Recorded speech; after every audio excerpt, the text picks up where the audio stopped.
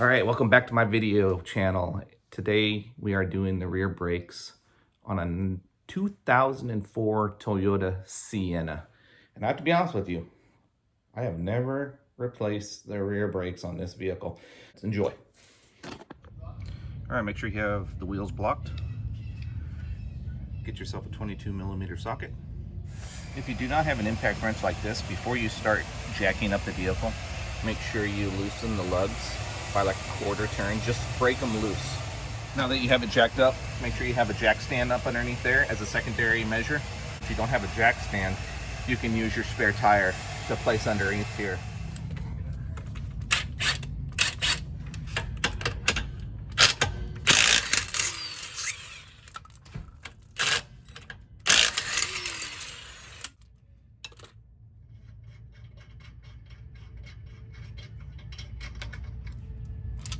Place your lug nuts off to the side.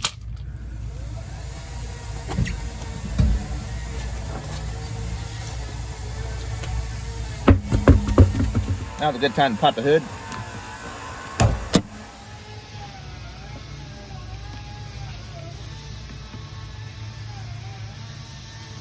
Take the cap off of your brake reservoir. Get your 3/8 inch drive ratchet set, and you are looking for your 14mm socket. And on the back side, where your caliper mounts, you want to take this socket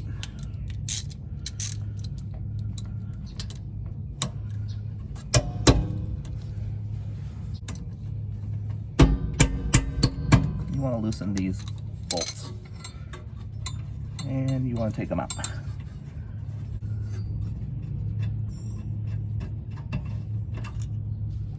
Put them off to the side so you don't lose them.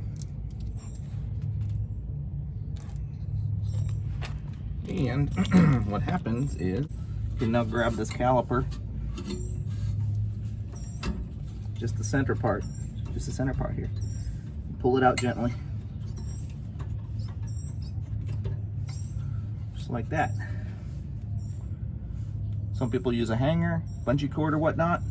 I will just kind of place it off to the side so that the weight of it is not hanging on the hose.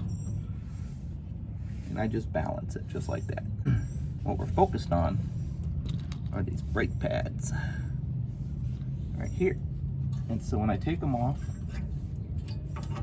I just place them on the ground in the direction that they were removed, in case the new ones are different. So in this case, they are different. The one facing the outside is just your standard brake pad. The one facing the inside has a wear indicator clip on it. So when you prepare your new pads, make sure that you have the right ones that you're putting into the correct position. All right, we're gonna apply some brake caliper grease to the points where the pads will meet the brackets. And apply a little bit of the grease on the ends where they slide into the brackets.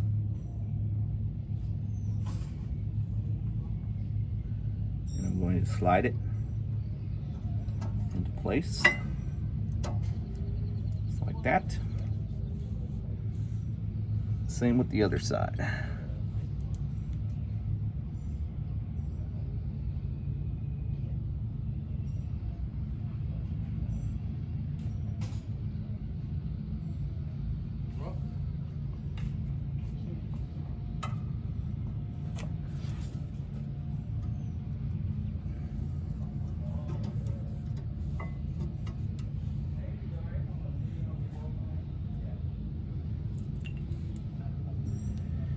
Quite a difference in the thickness, huh?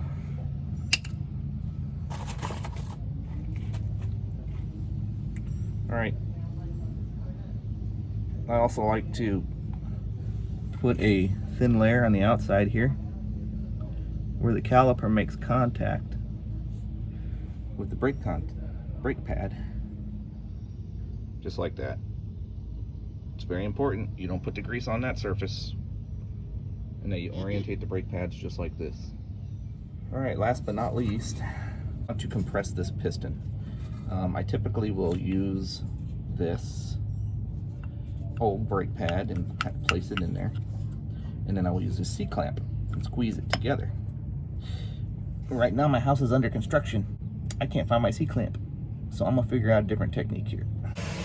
Yeah, C-clamp is much easier, but channel locks will do the same thing. It presses in a little bit slow.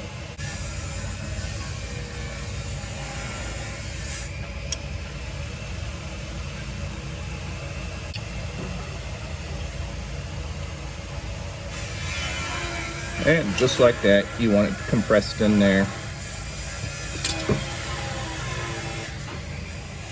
Alright, now we're just putting the caliper back on. When you fold this caliper back down, make sure that this hose is not kinked. You don't want it twisted or kinked.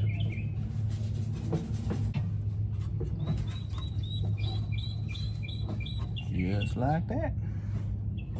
Get your screws.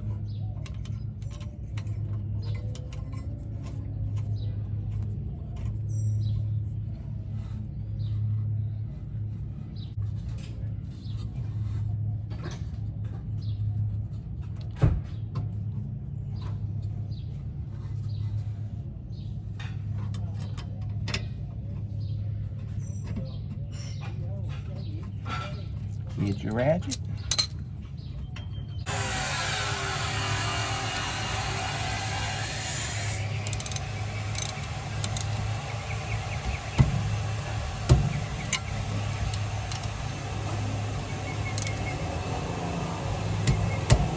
There we go. Take a peek around.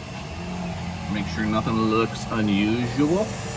If you did happen to loosen your bleeder, make sure you tighten it back up. We did not in this case. All right, so I'm gonna go ahead and put the wheel back on, and I'm gonna time lapse the other side for you.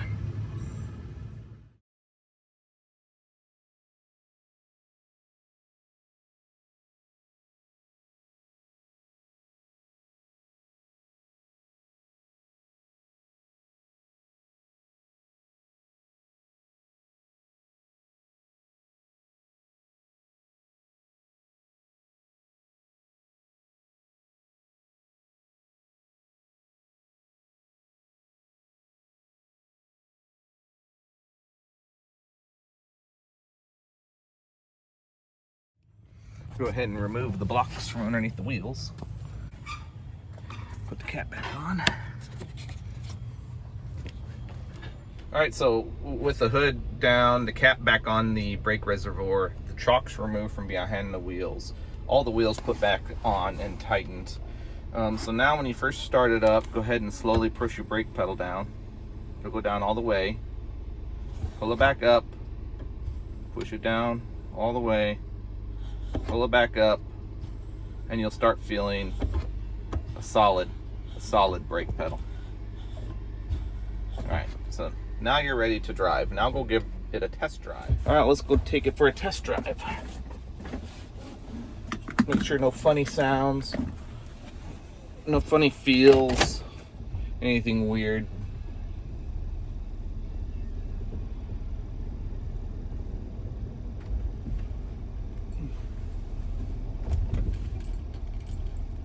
They are the rear brakes, so they don't apply as much force or do as much of the braking as the front brakes do, but it's always good to test drive it. If you're doing the job for somebody else, it's always good to test drive it. But in this case, I'm doing it for myself.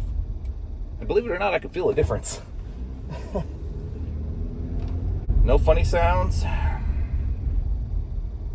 I'm gonna try it in reverse now. Just make sure there's no cars behind you when you're doing this in reverse.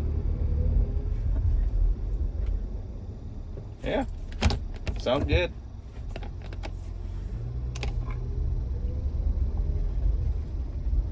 Alrighty.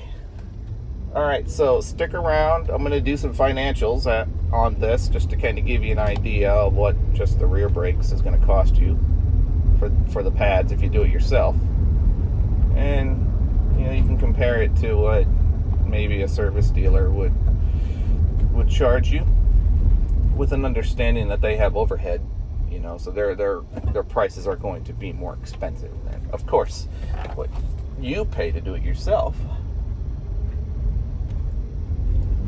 So yeah, thanks for watching my video. Stick around for the financials if you want to. Don't forget to press like, subscribe to my channel if you like watching my videos. Thank you.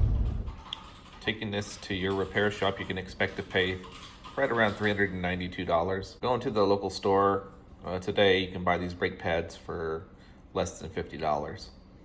So if you do this job yourself, you can potentially save yourself $344.